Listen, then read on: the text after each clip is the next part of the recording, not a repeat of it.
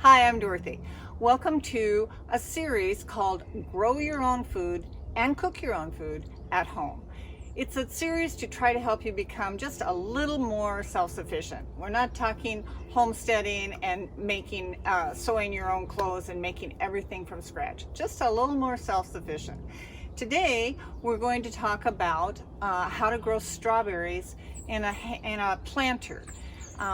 Many people do not have the space to grow strawberries in the garden, and so we're going to do it on a deck, and I'll show you how.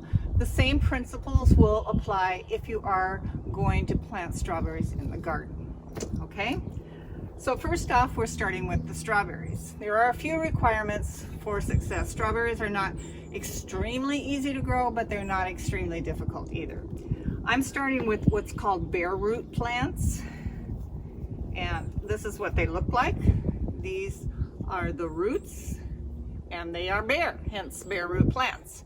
This part here is called the crown, and when you plant them, you want to spread the roots out along a mound of dirt. Pretend like my hand is a mound so that they spread out nice, and you plant them in the soil right up to the crown. Okay, so that's number one, how to plant. Number two is, depending on what zone you're in and what kind of strawberries you want to plant, you might want to do a little bit of research to get the best tasting strawberry that will grow in your climate.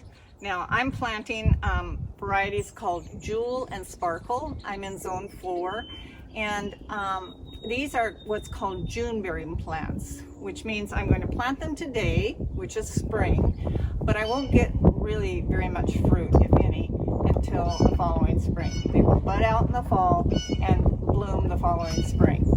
There's also strawberry plants that are called day neutral, where they're dependent upon temperature instead of day length for when they bloom. And then there's everbearing. Everbearing strawberry plants grow in the spring and in the fall, but not in the middle of summer. So they're good if you live in a really hot climate. We're going to do June-bearing plants in zone 4 in a planter. Okay, now because they're in a planter, these June-bearing plants, I'm not going to grow them. If I grew them in the garden, I might do it in a mat method, where you just let the runners continue to produce more fruit. Because they're going to be in planters, I'm going to be cutting off the runners. So we're just going to be focusing on one healthy plant. Now, before I plant, a couple of requirements to lead to success. Full sun, that's 6 hours or more a day, really important.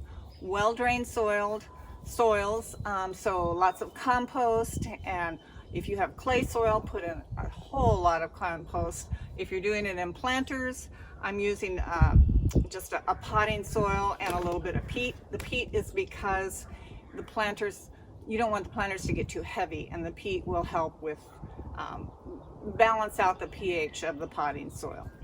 So in planters, the soil, peat, little peat, lots of potting soil. In the garden, well-drained soil. If you have clay, put in as much compost as you possibly can, and that will help with drainage. Full sun, well-drained soil, and the right variety, and you're on the road to success. Now, one more thing, if you are planting in the garden, and this does not apply to planters, if you're planting in the garden, prep your bed beforehand. I have failed so many times with planting strawberries because of the weeds or the grass. I plant them, I till out the area, it looks nice and clean, but there's grass on either side and it creeps in, and it's impossible to weed once they've started going, because these plants just won't compete with the weeds. So make sure, if you're in the garden, that your area is located in full sun and well weeded. Okay, so now let's plant. I have already mixed in some of the soil, and I'm going to put in a little bit more potting soil here.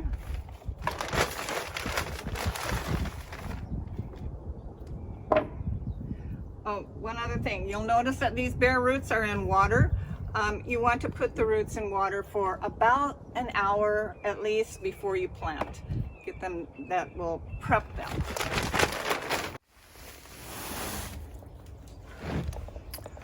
Okay, so I have mixed in the potting soil and some peat. I've got it nice and mixed in. I'm going to plant 3 strawberries here, 1, 2, and 3. So I'm going to get the hole ready for the first one by making the hole and then making a mound of dirt right in the center of the hole so that I can take the roots and spread them out on the mound. This one has kind of long roots. I'll get one with shorter roots. Here's this one's shorter roots. This is easier to do outside, but you want to spread them out like that and then fill in the dirt or the soil around it. You're not supposed to call it dirt. I always try to do that. And the crown should be sitting right on top, even with the soil. Okay, so do that again. If you have a little bit of water, you can make that a better mound. Okay, I'm going to show you up closer. This is the crown. These are the roots, the bare roots. Spread them out like that and fill them in. Okay, crown sitting on top, and then water them in. All right, now I'm gonna go, I got 100 plants. I am gonna go water them, or I'm gonna water these in and then go out and plant some outside. But one thing I will say in closing on the containers about planters is, hang on and I'll show you. Okay, these are all planted, watered in, and now I've put them in their hangers on the deck. I will say that the reason I chose these planters is because they are deep and removable. So we were going to do them in gutters, but the problem with growing strawberries in gutters in zone 4 is that they're very shallow, and if you leave them outside, they will freeze, and then you will not have strawberries. These would probably freeze too if left outside, which is why in the winter, I'm probably gonna just take them off, put them in the basement or the garage so that they don't freeze over the winter, and then bring them back out in the spring. So that's the beauty of planters, that and that they don't take up very much space.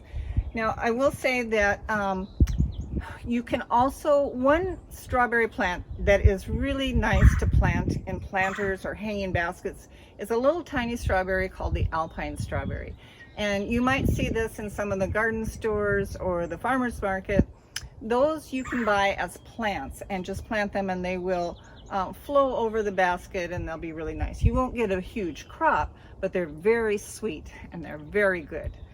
These are just regular strawberries. So because they're in planters, I can't really make a mat out of them. So I'm going to continue to cut the runners, which will give me bigger plants. But alpine strawberries are an option if you can't get your hands on bare roots, or you just want something nice and pretty and easy on your deck. Okay, so that's it on the strawberries. I am going to go out and plant the rest of these bare root plants in the garden soil. And next spring, I will do a video showing you how these fared as opposed to how they fared in the garden.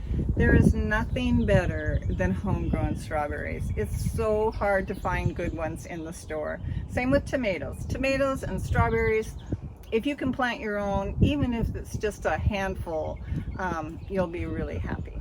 So come and join us on the next video on Grow Your Own Food at Home. Okay?